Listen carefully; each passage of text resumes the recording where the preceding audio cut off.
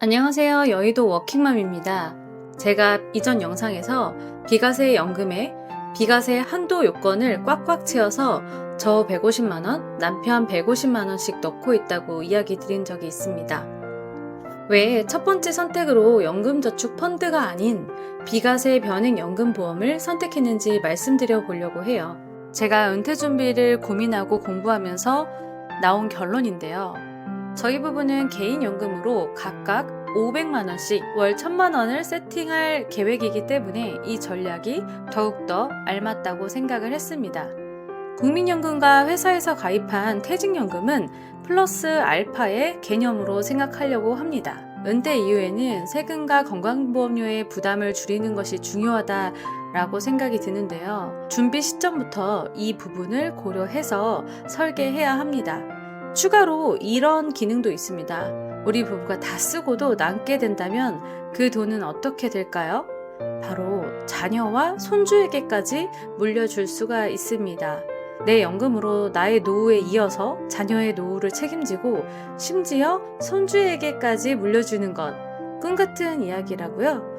오늘 저는 그 꿈을 현실로 만드는 저만의 비법을 공개하려고 합니다. 제가 선택한 비과세 방법은 바로 변액연금보험인데요. 변액이라는 글자가 들어간 상품은 무조건 꺼리시는 분이 있으세요. 가장 큰 이유는 바로 높은 사업비 때문인데요. 납입 초기에 많은 금액을 떼어가기 때문에 원금 회복까지 오랜 시간이 걸린다라는 단점이 있다고 알고 계실 겁니다. 하지만 저는 이 상품의 구조를 정확히 파악해서 이 사업비 함정을 피할 수 있었습니다. 제가 활용하는 장기투자 미국 주식형 변액연금에는 사업비를 피해갈 수 있는 비밀이 숨겨져 있거든요. 일반적으로 이야기하는 수익률이 공시이율 수준인 연금보험이랑은 완전히 다른 상품입니다. 납입금의 최대 2배까지 추가 납입이 가능한 이 상품을 적극적으로 활용하는 것입니다. 왜냐하면 이 추가 납입금은 사업비를 떼지 않고 100% 펀드에 투입이 되기 때문입니다. 납입 기간을 모두 채우면 이미 냈던 사업비를 5년간 유직 보너스라는 이름으로 돌려받는 구조입니다. 특히 현재 고연봉자분들과 은퇴 후 비교적 많은 현금 흐름을 만들고 싶으신 분들은 주목해주세요. 평생 회사 다니면서 열심히 돈 모으고 드디어 은퇴했는데 갑자기 날아온 고지서 때문에 힘들어하시는 분들이 많습니다. 막상 은퇴 후에 생각지도 못한 세금과 건강보험료가 만만치 않다라는 거죠. 제가 아는 지인분이 얼마 전 퇴직하셨는데 전화가 왔어요. 아니, 퇴직해서 소득은 줄었는데 건강보험료가 4배나 늘었어. 이게 말이 돼? 저도 깜짝 놀랐습니다. 직장 다닐 때는 회사랑 반반 나눠냈었잖아요. 그런데 퇴직 후에는 지역가입자가 되면서 소득이 줄었어도 그동안 모아둔 재산에까지 보험료가 붙기 시작한 거죠. 예금, 적금 통장에 모아둔 목돈, 배당금, 아파트, 차 이런 게 다 보험료 계산의 기준이 된 거예요. 친구 어머니도 비슷한 경험을 하셨어요. 남편 직장보험에 피부양자로 들어가셔서 보험료를 안 내고 계셨거든요. 그러다 얼마 전부터 국민연금을 받기 시작하셨는데 소득 기준을 초과했다고 갑자기 피부양자 자격이 없어진 거예요. 이것 때문에 매달 새로운 건강보험료 고지서가 날아오고 있죠. 국민연금이 소중한 노후 자금인 건 맞는데 그 연금 때문에 오히려 추가 지출이 생겨버린 겁니다. 기초연금은 세금도 건강보험료도 안 내는데 말이죠. 이런 사례를 보면서 제가 느낀 게 있어요. 우리가 모은 돈이 그냥 목돈으로 쌓여 있다면 나중에는 오히려 이 돈이 세금과 건강보험료 폭탄이 되어 돌아올 수도 있겠다라는 겁니다. 특히 국민연금 같은 공적연금은 소득세와 건보료 부과 대상이 되고요. 그래서 저는 여러분들에게 꼭 말씀드리고 싶어요. 목돈을 그냥 쥐고 있기보다 비과세 개인연금을 활용해서 숨겨진 지출을 미리미리 막을 수 있으면 막아야 한다는 거예요. 우리가 아무리 열심히 모아도 나중에 세금이랑 건보료로 너무 많이 나가면 좀 속상하잖아요. 게다가 지금은 퇴직연금이나 개인연금 같은 사적연금에는 건강보험료가 부과되지 않습니다. 그래서 많은 분들이 이걸 절세의 수단이라고 생각하고 있죠. 틀린 말은 아니에요. 하지만 이 특혜가 영원할까요? 결론부터 말씀드리자면 그렇지 않을 가능성이 아주 높습니다. 그 이유를 객관적인 근거를 바탕으로 설명해 드릴게요. 첫 번째, 이미 법적으로는 부과 대상입니다. 여러분 아셨나요? 현행 소득세법을 보면 퇴직연금이나 개인연금 소득은 이미 소득세 부과 대상에 포함이 되어 있습니다. 다만 지금까지는 사적연금의 활성화라는 정책적 이유로 부과를 미뤄왔을 뿐이에요. 다시 말해서 현재는 부과는 할 수 있는데 부과하지 않는 그런 예외적인 상황인 거죠. 이 예외가 언제까지 유지될지는 아무도 장담할 수가 없습니다. 두 번째로는 감사원과 정부의 계속된 문제 제기입니다. 몇 년 전 감사원이 건강보험 재정 실태를 감사하면서 이 문제를 공식적으로 지적했습니다. 사적연금 소득이 있는데도 건강보험료가 부과되지 않아 다른 가입자들에게 부담이 전가되고 있다라는 거죠. 소득이 있는 곳에 보험료가 있다는 원칙에 어긋난다는 지적입니다.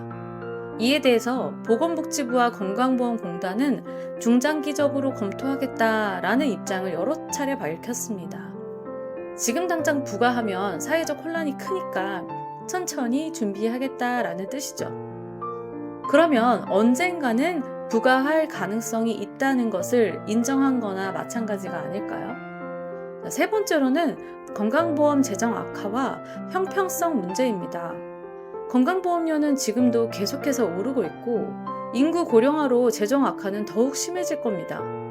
재정을 확보하기 위해 정부는 계속해서 소득과 재산에 대한 부과 기준을 강화하고 있어요. 국민연금만 받는 사람과 사적연금까지 받는 사람 간의 형평성 논란도 끊이지 않고 있죠. 한쪽은 연금을 받는데 건강보험료까지 내고 다른 쪽은 사적연금을 받는데도 보험료를 내지 않는다면 불만이 터져 나올 수밖에 없다라고 생각을 합니다. 지금은 사적연금에 건강보험료가 부과되지 않는다는 사실에 안도할 것이 아니라 언젠가는 부과가 될 수 있다는 현실을 직시하고 준비를 해야 한다고 생각합니다. 제가 생각한 현명한 전략은 이것입니다. 단순히 세액공제 혜택만 보고 연금저축에 올인할 것이 아니라 세금도 건보료도 조금 피할 수 있는 진짜 비과세 연금 상품으로 제 자산의 일부를 준비를 해두는 거죠. 비과세 연금으로는 세금 부담 없는 현금 흐름을 만들고 연금저축펀드와 IRP로는 세액공제 혜택을 챙기고 혹시 세액공제 받을 필요가 없다라고 하면 최대로 비과세 요건을 채워서 이마저도 비과세 통장으로 활용을 하자는 것입니다. 이 내용은 제가 다음번에 한번 다뤄볼게요.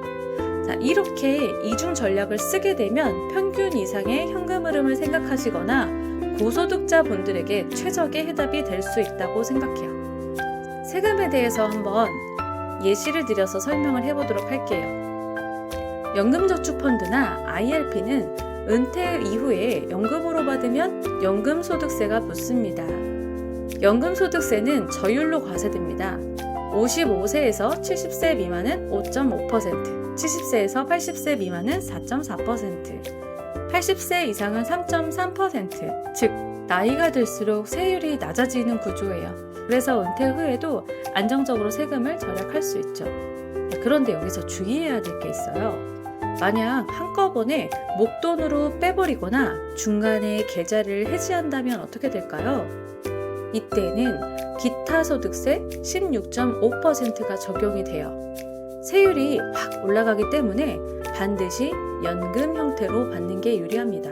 제가 시뮬레이션을 해봤는데요. 60세가 되어서 월 500만 원씩 인출할 때 비과세 연금과 연금저축펀드의 차이를 비교해봤습니다. 자, 먼저 비과세 변액연금의 경우 세금은 얼마일까요? 바로 0원입니다. 10년 이상 유지 조건을 충족했기 때문에 수익이 아무리 커져도 완전 비과세예요. 20년 뒤에 월 500만 원씩 꺼내 쓰더라도 소득세 한 푼도 내지 않습니다. 그리고 저는 중도 인출 전략을 사용할 거기 때문에 당연히 건강보험료에도 영향이 없겠죠. 자, 그리고 연금저축펀드의 경우입니다. 세금이 월 27만 5천 원에 해당이 됩니다. 연간으로는 330만 원이에요. 왜냐하면 연금저축은 납입할 때 세액공제 혜택을 받는 대신 나중에 연금소득세를 내야 되기 때문입니다. 자, 정리해볼까요? 비과세 연금은 월 500만원 인출 시 세금이 0원, 연금저축펀드는 월 500만원 인출 시 세금이 27만 5천원이다. 비과세 연금이 세금 절감 효과에서는 훨씬 유리하다는 것을 알 수 있습니다. 이런 세금이 20년, 30년간 누적된다고 생각해보세요. 굉장히 큰 차이가 납니다. 또한 비과세 연금의 경우에는 수익이 커질수록 그 가치가 기하급수적으로 커집니다. 왜냐하면 비과세 변액연금의 경우에는 10년 납입 조건을 충족했기 때문에 투자 수익에 대해서도 완전 비과세 혜택을 받는다고 말씀드렸는데요. 즉 20년 후에 불어난 자산에서 월 1,000만 원이든 2,000만 원을 인출하더라도 소득세를 한 푼도 내지 않습니다. 하지만 연금저축펀드의 경우에는 수익금에 대해서도 세금이 부과된다는 사실을 꼭 알고 계셔야 합니다. 계획하신 비과세 연금과 함께 연금저축 IRP를 함께 활용하는 전략은 세액공제 혜택을 받으면서 노후 자금을 마련하고 또 은퇴 후에는 낮은 세율로 연금을 수령하는 매우 현명한 전략입니다. 오늘 이 시뮬레이션을 통해서 비과세 연금이 장기적으로 얼마나 큰 세금 절감 효과를 가져오는지 명확하게 아셨을 것 같은데요. 이건 내가 세팅하고자 하는 월 현금 흐름의 수준에 따라 어떤 방법이 유리할지 판단하는 것이 필요할 것 같습니다. 자, 이 부분에 대해서는 또 한번 다뤄보도록 할게요. 다만 고연봉자, 은퇴 이후의 자산의 규모가 어느 정도 이상이실 것 같은 분들, 또 월 현금 흐름을 평균 이상으로 세팅하고 싶은 분들에게는 따로 계산을 해보지 않아도 이것이 바로 최적의 전략이 되지 않을까 싶습니다. 궁금하신 점이 있으시다면 댓글 달아주세요. 감사합니다.